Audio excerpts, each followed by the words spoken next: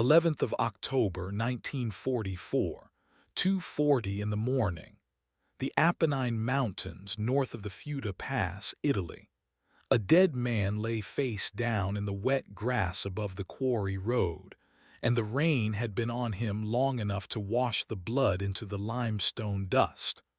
Corporal Walt Kessler crouched over him with a flashlight cupped in his palm, the beam no wider than a coin, and turned the body just enough to see the collar. Wrong tabs. Wrong division for this stretch of front entirely. A formation nobody in the sector had any business seeing, and Kessler felt the back of his neck go cold in a way the weather had nothing to do with. Behind him, 6 other men waited in the fog with their breath held, because 11 days earlier they had all been in different outfits, answering to different sergeants, and none of them had asked to end up here together. Somewhere below them, down in the dark where the terraces dropped toward a limestone quarry cut into the hillside, something was moving that was not supposed to exist. They didn't know what yet. They didn't know how many. They only knew it was close, and that whatever it was already running on a clock they couldn't see. Kessler let the light die and stayed low. Doyle, the Brooklyn kid with the bar slung across his chest, mouthed a question that didn't need an answer. Kessler shook his head. Not yet. He folded the dead man's arm back the way he'd found it, because it felt wrong to leave him worse than the war already had, and started moving downhill toward the sound none of them could quite place. A low grinding hum, mechanical, patient, coming from somewhere inside the mountain itself. None of them would sleep again for the next 9 hours.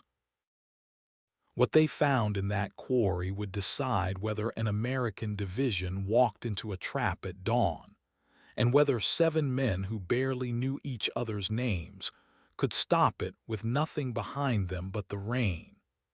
The Fifth Army had spent the better part of September bleeding its way through the Gothic line, and by the second week of October, what remained of the advance had stalled on a spine of ridges the maps called objectives, and the infantry called something else. The line here ran uneven, broken by draws and terraced farmland the Germans had spent months fortifying, and in a war of division fronts and coordinated timetables, this particular stretch of hillside above the quarry belonged to nobody in particular. American units had pushed through it, taken casualties, and kept moving, leaving pockets of ground that were nominally secured and functionally empty. It was exactly the kind of seam a competent enemy would look for. An American attack was scheduled to go in at first light, a limited push meant to straighten the line and take a ridge overlooking the next valley, the kind of objective that made sense on paper and cost lives on the ground. The plan depended on the assumption that German armor in the sector had been accounted for and that the flank above the quarry was empty ground, unusable by vehicles, safe to leave thin. That assumption was the entire plan's foundation, and it was wrong. Kessler's 7 men were not supposed to be anywhere near it. 3 of them were what remained of a rifle platoon caught in an artillery barrage 2 nights earlier, scattered into the terraces when their lieutenant went down and never got back up. 2 were engineers separated from a bridging column that had taken a wrong turn in the fog and never found its way back. 1 was a medic who had been walking wounded men to an aid station that no longer existed by the time he reached it. They had found each other by accident over 2 days, men from 3 different units who had never trained together, never fought together, and had no orders covering what to do next except the oldest one in the book, stay alive, And if you see something that matters, do something about it. What they had just seen mattered. A dead man in the wrong uniform for this sector meant a unit had moved through ground that was supposed to be watched and wasn't. And the sound coming up out of that quarry meant it hadn't finished moving yet. Kessler brought them down through the terraces in two-man intervals, Doyle and the scout, PFC. Nick Varga, moving first while the rest held on the slope above. Varga had grown up on an Iowa farm and moved through broken ground the way other men moved through a kitchen they'd lived in their whole lives. Quiet, economical, never where the light could find him. He came back inside 10 minutes with two fingers held up, then pointed down toward the quarry face, then made a motion like a hand turning a crank. Machinery. Kessler didn't like it. Machinery meant power, meant men who expected to be left alone long enough to run it. They found the mouth of the tunnel at the base of the quarry wall, a stone-cutting adit driven into the hillside decades earlier by whatever company had worked the limestone before the war made everyone forget it existed. It had been widened. Fresh timber shoring stood pale against the old stone, and cable ran along the floor toward generator lamps burning somewhere deep inside. Tommy Sykes, the youngest of them, a replacement from Alabama who had been in Italy 11 days and in combat for 4, stared at the lit tunnel mouth like it was something out of a story his father used to tell about the last war. Doc Feldman put a hand on his shoulder without looking at him, which was as close as the medic came to comforting anybody, and it seemed to work. Gio Bruno, the engineer, was the one who understood it first. He crouched at the tree line studying the grade of the widened road bed, the drainage cut into the rock, the way the tunnel's new mouth aligned with the old Quarry Hall road that ran, if you followed it on the mental map every infantryman carried of ground he'd bled to learn, straight through to the reverse slope behind the American line's exposed flank. Nobody had thought a vehicle could cross that terrain. Nobody had been wrong on purpose. They'd simply never looked at a hillside a stone company had already spent 40 years cutting a road through. They didn't build a shortcut, Bruno said quietly. They found one. Kessler crawled forward with him to the last cover before open ground and put his own eyes on it, because a corporal 3 weeks into an acting command learns fast that trusting a man's judgment and confirming it yourself aren't the same discipline, and he wasn't going to risk 6 lives on the first one alone. What he saw settled the argument. Inside the wide tunnel mouth, half swallowed by shadow and lamp glare, sat the low, flat shape of an armored vehicle, engine idling, and behind it another. And the grinding hum they'd heard from the ridge was a winch team working a third vehicle up a ramp that had been cut and braced to take the weight. This was not a supply detail. This was not a scattered patrol looking for a way around a blown bridge. Someone had spent real time and real engineering turning a played-out quarry into a hidden road, and they were using it tonight to move armor onto ground the American attack plan had already written off as impassable. If those vehicles reached the reverse slope before dawn, they would come up behind the assault at the exact moment it was most extended, most exposed, and least able to answer armor with anything heavier than what a rifle company carried on its back. Kessler had no radio worth trusting. Sykes's set had taken water crossing a flooded ditch the night before and produced nothing but a dying hiss no matter what the kid did to it, and no idea how far the nearest working set might be, or whether there was time left to find one and be believed before the column moved. He did the math the way every man in that position eventually does, out loud low, to the 5 faces watching him in the dark. "Nobody's coming to do this for us," he said. "By the time anybody with authority hears about it and decides it's real, that road's empty and our boys are walking into an ambush they don't know is there." Ray Holcomb, the rifleman from rural Georgia who kept a small testament in his breast pocket and had not, in 11 days on the line, been heard to complain about anything, asked the only question that mattered. "So it's us." Doyle, who talked more than any 2 other men combined and had not stopped complaining about Italian weather since the day he landed, went quiet for the first time since Kessler had known him, which was itself only 3 days. He'd been carrying a photograph of his kid sister's graduation in his breast pocket since Salerno, dog-eared now, and he touched it once through the fabric of his jacket, the way a man checks that a door is locked before he leaves the house. Feldman noticed and said nothing, because the medic had learned early that the men who touched their pockets before a fight were rarely the ones who needed watching, and the ones who didn't touch anything at all were the ones worth keeping an eye on.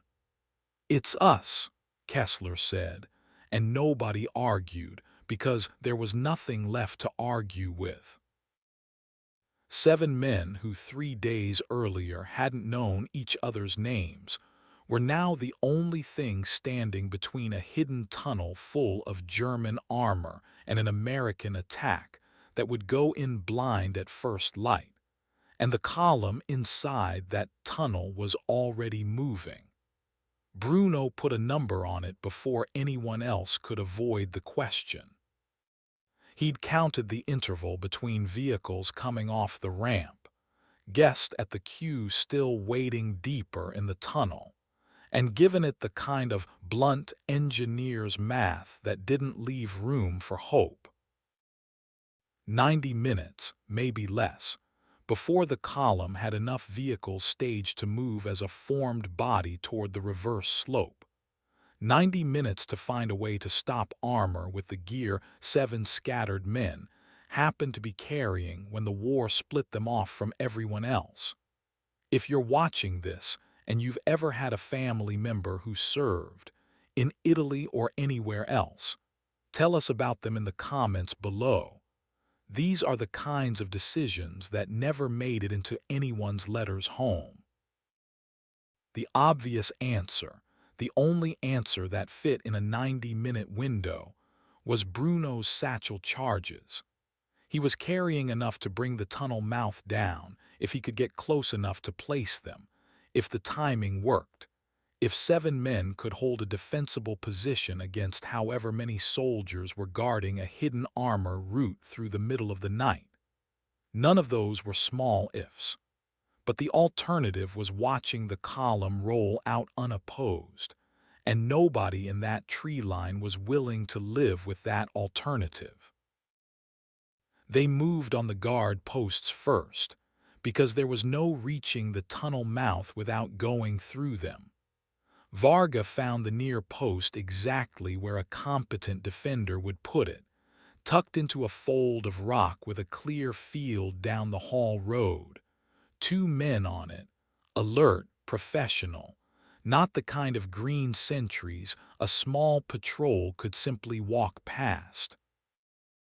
Doyle and Holcomb took it the slow way, crawling the last 40 yards on their forearms through mud that soaked them to the bone. And it worked, but it cost them nearly 20 minutes they didn't have and left both sentries silenced without a shot fired, which was the only mercy available under the circumstances. 81 minutes left when they reached the second obstacle, and this one nobody had planned for. A German engineer NCO came out of a side cut in the rock face, unarmed, carrying a clipboard and a lantern, close enough to see them before anyone could react. Sykes, the replacement, was nearest, and it was Sykes who put him down with a rifle butt rather than a shot, quick and quiet and clumsily brave in a way that told Kessler the kid was going to be fine if any of them lived long enough for it to matter. They had a prisoner now. An engineer, which meant he almost certainly knew the tunnel's layout better than Bruno could guess at it, and also meant a live, wounded, disoriented German who needed a guard, water, and time none of them had. It was Doc Feldman who said what everyone else was thinking, and nobody wanted to be the one to say. They had no way to feed a prisoner, no way to evacuate him, and no spare man to guard him without weakening the assault on the tunnel mouth by exactly the one rifle they couldn't spare. Binding him and leaving him in the side cut meant abandoning a wounded, unarmed man alone in the dark on a battlefield about to become very loud, with no guarantee anyone friendly would find him before exposure or the coming fight did. Taking him along meant slowing everything, right when speed was the only currency they had left. Holcomb argued for bringing him, said a man who surrenders unarmed is owed better than being left tied up in the mud to whatever happens next. Doyle argued the other way, hard, said every minute spent on the prisoner was a minute the column inside that mountain used to finish loading, and that the men on that reverse slope at dawn hadn't surrendered to anybody and deserved the same consideration. Kessler listened to both of them for as long as he could afford to, which was not long, and made the call. They bound the engineer's wrists, propped him against the rock wall of the side cut out of the rain, took his lantern and his clipboard and left him there. Nobody said it was right. Nobody said it was wrong, either. It was the only decision that fit in the time available, and Kessler carried it the rest of the night without saying another word about it. 62 minutes left, and the clipboard turned out to matter more than any of them expected. Bruno, reading it by the shielded beam of a flashlight while the others held the position, realized the sketch on it wasn't a supply route diagram at all. It was a staging plan for a full platoon of assault guns, not the 2 or 3 vehicles they'd seen idling at the tunnel mouth, with a second echelon still forming up somewhere deeper in the quarry workings behind a bend they hadn't been able to see. What they'd walked into wasn't a shortcut for a handful of vehicles slipping past a thin flank. It was a rehearsed maneuver, planned, and timed to put armor behind an entire regiment's attack at the exact hour that attack was most vulnerable. 7 men with 2 satchel charges between them were not looking at a nuisance anymore. They were looking at the difference between a stalled offensive and a broken one. 55 minutes left when the first real cost of the night arrived. A German patrol working the perimeter above the quarry, 3 men rotating a listening post, walked into Varga's position before he could withdraw, and the exchange that followed was short, close, and expensive. Varga killed 2 of them and took a graze along the ribs that Doc Feldman patched by feel in the dark, working fast, saying nothing, because there was nothing useful to say. The 3rd German got off a shout before Holcomb dropped him, and the shout was enough. Whatever element of surprise the 7 of them had been counting on was gone. Somewhere inside that mountain, men were now listening for exactly the kind of trouble that had just announced itself on the ridge above their heads. 40 minutes left, and the tunnel garrison responded the way a disciplined force responds to a threat it can hear but not yet see, methodically, without panic, spreading two fire teams out from the tunnel mouth to cover the approach while the loading continued behind them. It was, Bruno would say afterward, the worst possible response from their side and the most professional one, because a panicked garrison might have abandoned the position or bunched up where a single charge could reach them all. This garrison did neither. It settled in to defend a position that was, structurally, very hard to take from the front, and every minute it held was a minute closer to a column of armor rolling free onto the flank the American attack couldn't afford to lose. If you were in Kessler's position right then, Corporal, 3 weeks into a command nobody gave you on purpose, watching two fire teams settle into a defensible tunnel mouth while your own ammunition and your own time both ran out at the same rate, would you have pulled back and tried to get word up the chain, or pushed forward and bet everything on getting close enough to finish it yourselves? Say which one in the comments, because Kessler didn't get the luxury of a clean answer, and neither did the men following him. Kessler pushed forward. Ammunition was the reason more than nerve. Pulling back meant a fighting withdrawal uphill through ground the enemy now knew was contested, and Bruno's charges were useless from a distance. Getting close was the only version of this that ended with the tunnel down, instead of just the 7 of them dead on a hillside nobody would find until spring. He split the group, sent Doyle's bar and Holcomb up along the tree line to pull the fire team's attention right, while he went left with Bruno, and the satchel charges through a drainage cut Varga had spotted from the ridge hours earlier, half-flooded, barely wide enough for a man to move through without exposing his back to the sky. 31 minutes left. Doyle and Holcomb opened up from the tree line exactly on schedule, and the German fire teams did what disciplined troops do when a threat presents itself in strength. They answered it, fully, both teams shifting to meet the louder, more obvious danger, which was the entire point, and which also meant Doyle and Holcomb were now 2 men holding off a position built to stop far more than 2 men. Doyle's bar ran hot fast, and somewhere in the exchange, a round took Holcomb through the meat of his left arm, spinning him half around before he got back down behind cover, cursing through his teeth, still firing left-handed because there was nobody else to do it and no time to stop and think about whether he could. The fog that had been sitting thin along the ridge all night chose that stretch of minutes to thicken, rolling down off the higher slopes and pooling in the drainage cut, until Kessler could barely see Bruno's shoulder a yard ahead of him. It cost them a wrong turn in a side channel that dead-ended against solid rock. 4 minutes spent backtracking that neither of them had. 4 minutes that shaved the margin down to almost nothing before Varga's earlier description of the cut, remembered, argued over in a whisper, finally trusted, put them back on the right line.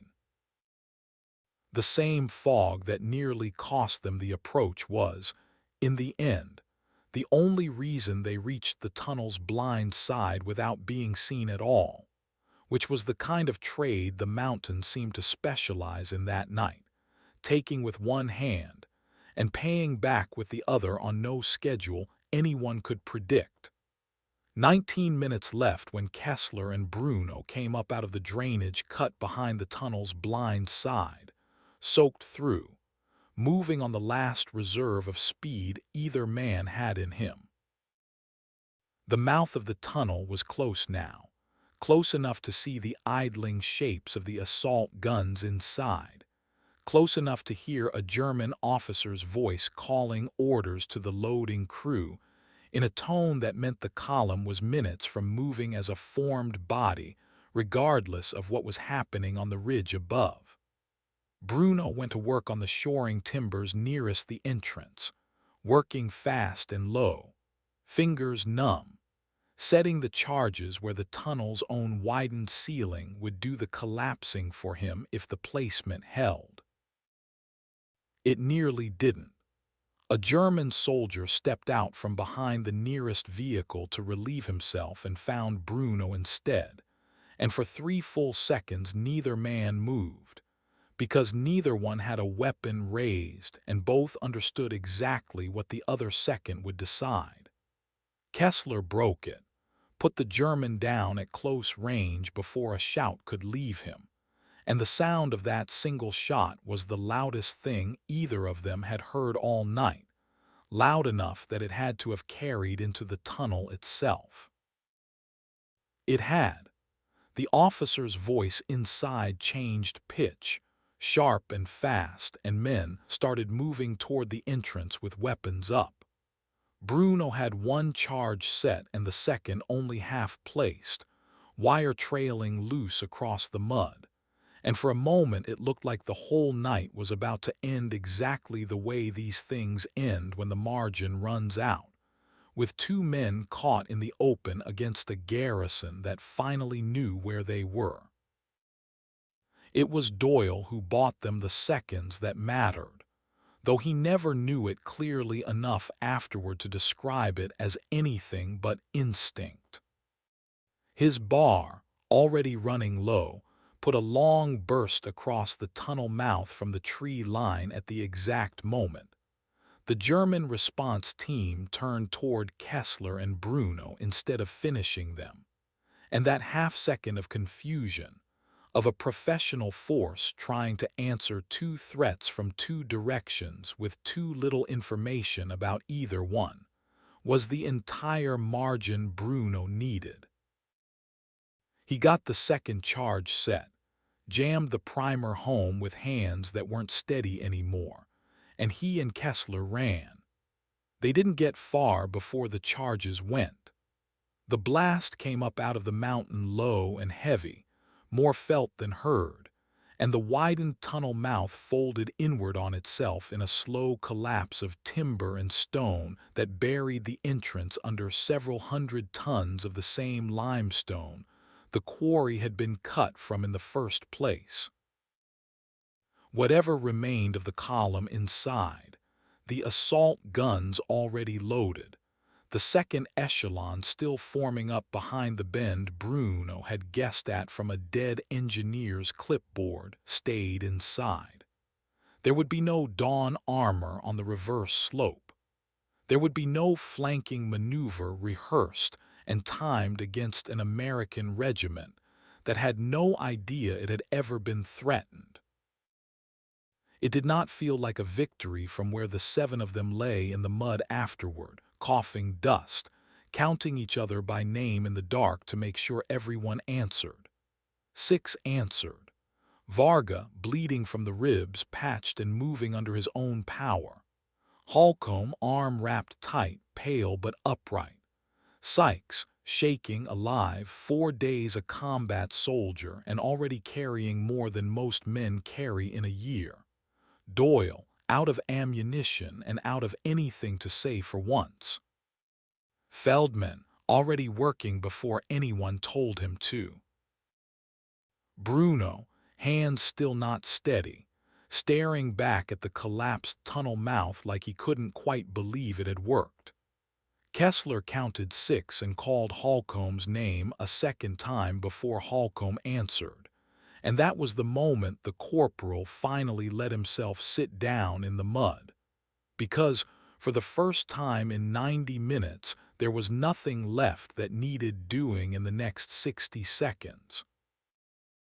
They had gone in as 7 strangers thrown together by a scattered front line, with no orders, no support, and no realistic expectation of surviving contact with a fortified position.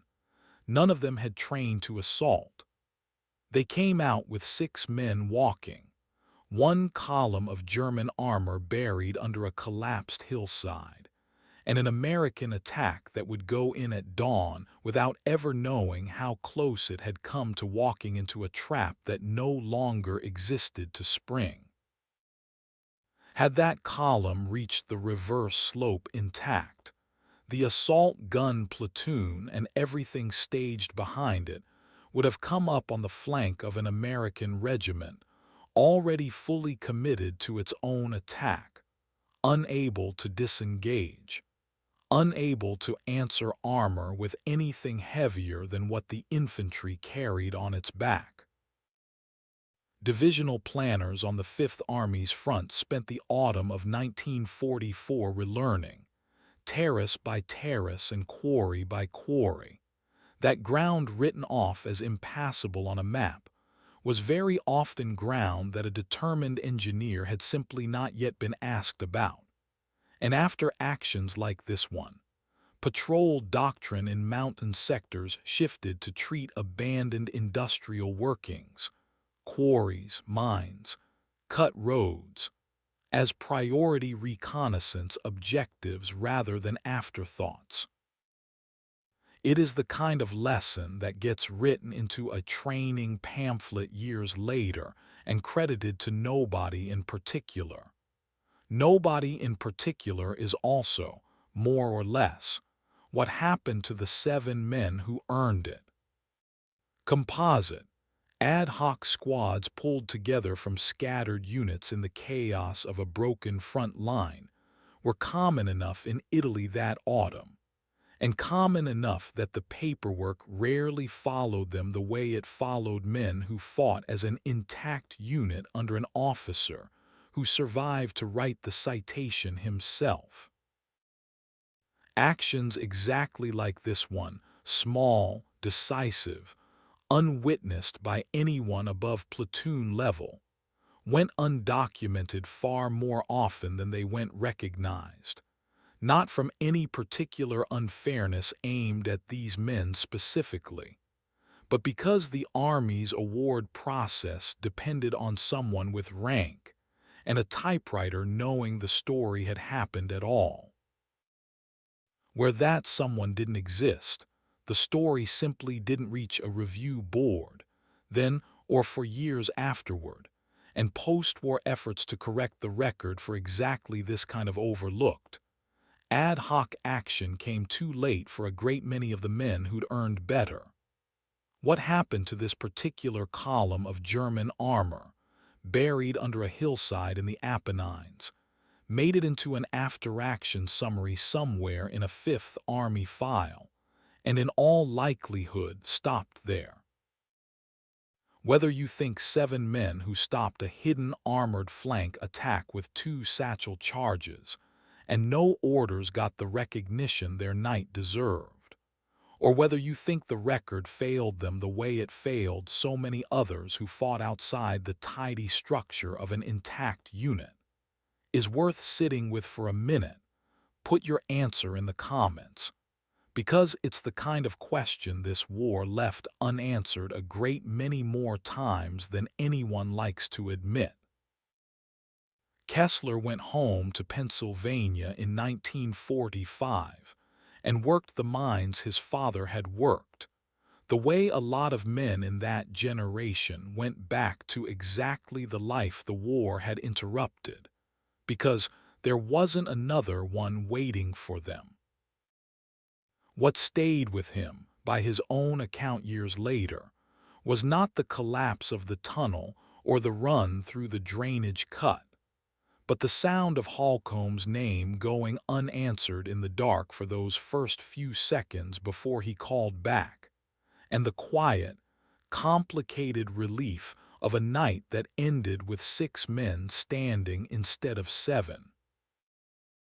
The others scattered the way most of that generation scattered once the fighting stopped, back into ordinary lives that rarely mentioned Italy again except in passing, at a bar, at a reunion, in the last few years of a life when the distance finally made it possible to talk about.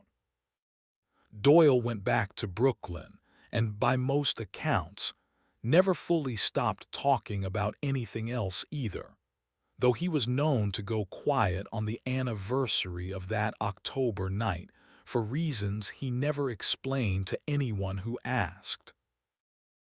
Holcomb's arm healed enough to carry a rifle again by the following spring, and he carried it through the rest of the campaign without complaint, the way he'd carried most things.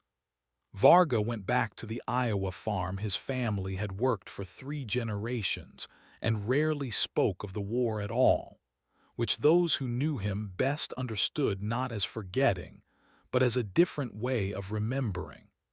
Feldman finished his service and went on, unsurprisingly to anyone who'd watched him work that night, into medicine. Sykes, 4 days a combat soldier when the tunnel came down, would spend the better part of a year afterward becoming exactly the kind of steady, dependable rifleman the Army had hoped a replacement might eventually turn into, and largely did. If any of this reached you tonight, if you had someone in your family who came home from a war and never said much about what he did in it, or came home from one that's still going and carries the same silence, tell us about them below. These stories only survive because someone decided to pass them on.